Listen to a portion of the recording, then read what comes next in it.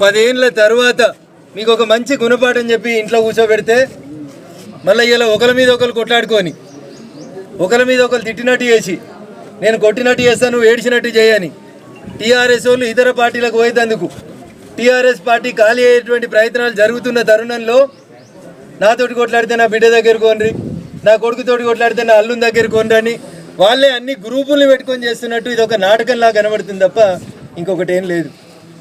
చెప్పాల్సి ఉండే నిన్నెవరో మధ్యవర్తులు వచ్చిరని ఇలా పేపర్లో చూసినాం. తండ్రికి బిడ్డకు మధ్యలో మధ్యవర్తులు ఎందుకు? నేరుగా మాట్లాడుకోవడానికి ఫోన్ ఉంది, ఫామ్ హౌస్ ఉంది, బిడ్డ వస్తా అంటే నాయన రానిస్తాడు కూడా. ఇవన్నీ కూడా ఈ రాష్ట్రంలో ఉన్నటువంటి సమస్యల్ని పక్కదారి పట్టించి వ్యక్తిగతమైనటువంటి ఎజెండాతోటి వాళ్ళ కుటుంబంలో ఏదో జరుగుతుంది వాళ్ళే లీడర్లు కావాలనుకొని తండ్రి కొడుకు అల్లుడు వీళ్ళు ఎవరికి నచ్చకపోతే మళ్ళీ కూతురు దగ్గరికి పోయేందుకు ఇంకో కొత్త కుంపటి పెట్టాలన్నట్టు కనబడుతుంది. నాకు అవగాహన ఉన్న కాడికి నాకు అర్థమవుతున్న కాడికి చెల్లె కవిత ఆల్రెడీ మెంటల్గా ఫిక్స్ అయినట్టున్నది.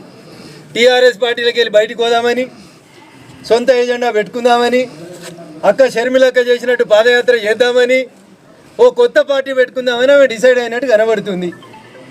తేదీ ముహూర్తం కూడా నాకు అర్థమైన కాడికి బహుశా జూన్ 2వ తారీఖున కవితమ్మ కొత్త పార్టీ పెట్టవచ్చు. అంతకుమించి కొత్త కనబడేది ఏముంది? ఆడ కొట్లాట ఏముంది?